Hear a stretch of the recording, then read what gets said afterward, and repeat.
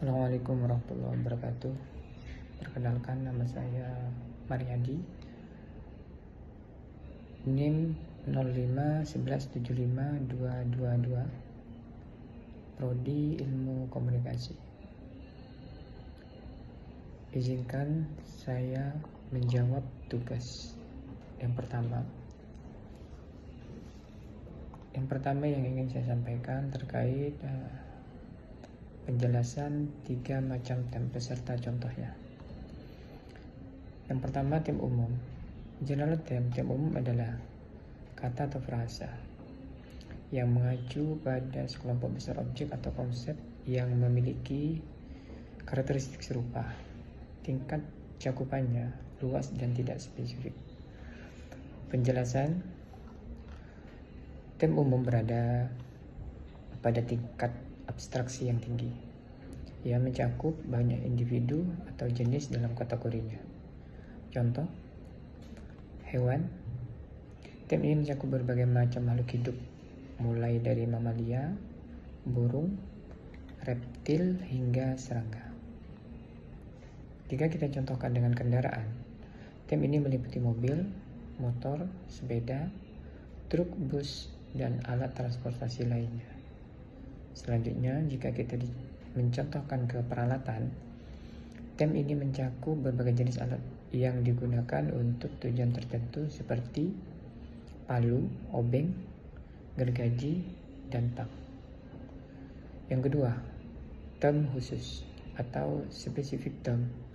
Tem khusus adalah kata atau frasa yang mengacu pada kelompok objek atau konsep yang lebih sempit dan memiliki karakteristik yang lebih spesifik dibandingkan dengan term umum. Penjelasannya, term khusus memiliki tingkat abstraksi yang lebih rendah dan lebih fokus pada detail atau jenis tertentu dalam kategori yang lebih luas. Contoh, kucing Anggora. Ini adalah term khusus dari term umum hewan dan kucing, merujuk pada ras kucing tertentu dan ciri-ciri fisik yang khas.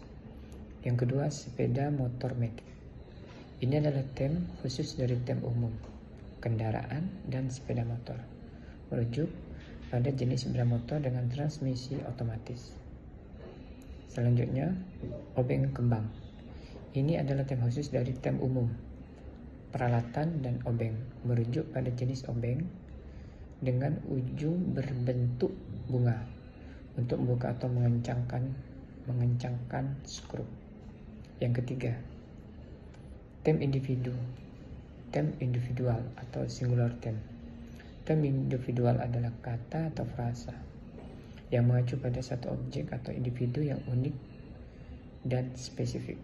Penjelasannya, tem individual memiliki referensi yang tunggal dan tidak dapat diterkam pada objek atau individu lain dengan makna yang sama. Biasanya berupa nama dari atau deskripsi definitif. Contoh, Gunung Semeru. Ini adalah nama dari yang merujuk pada satu gunung spesifik di Jawa Timur, Malang, Jawa Timur, Indonesia. Yang kedua, Presiden Republik Indonesia saat ini. Frasa ini mengacu pada satu individu yang menjabat sebagai presiden pada waktu tertentu. Yang ketiga, buku Laskar Pelangi karya Andrea Hirata. Frasa ini mengidentifikasi satu karya sastra yang spesifik beserta pengarangnya. Semoga penjelasan ini membantu memahami perbedaan antara term umum, term khusus, dan term individual. Selanjutnya, saya akan menjelaskan terkait masalah contoh bentuk sesat pikir atau logical fallacy. Sesat pikir adalah kesalahan dalam penalaran yang membuat suatu argumen menjadi tidak valid atau lemah. Mengenali sesat pikir penting agar tidak mudah terkecoh oleh argumen yang keliru dan mampu membangun argumen yang kuat dan logis. Berikut beberapa contohnya.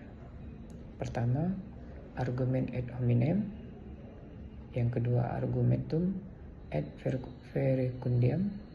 Yang ketiga, argumen ad populum. Yang keempat, argumen ad ignorantiam. Yang kelima, strawman. Yang keenam, post hoc ergo propter hoc. Yang ketujuh, slippery slope. Yang kedelapan, false dichotomy atau dilema palsu.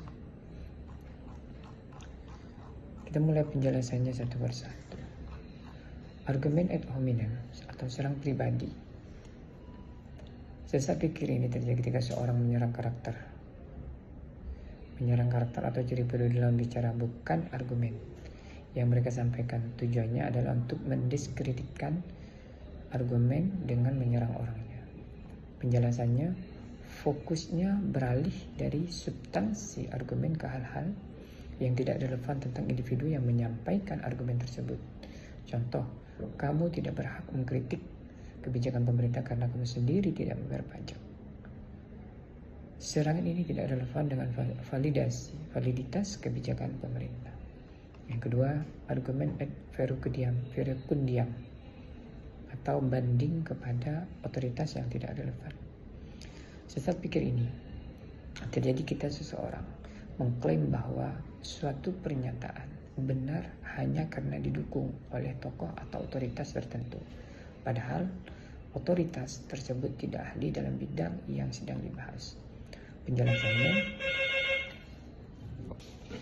kita bahas kembali terkait masalah argumentum ad verecundiam, banding kepada otoritas yang tidak relevan. Sesat pikir terjadi ketika seseorang mengklaim bahwa suatu pernyataan benar hanya karena didukung oleh tokoh atau otoritas tertentu, padahal otoritas tersebut tidak ahli dalam bidang yang sedang kita bahas. Penjelasannya, kekuatan argumen didasarkan pada sosok yang mendukung, bukan pada bukti atau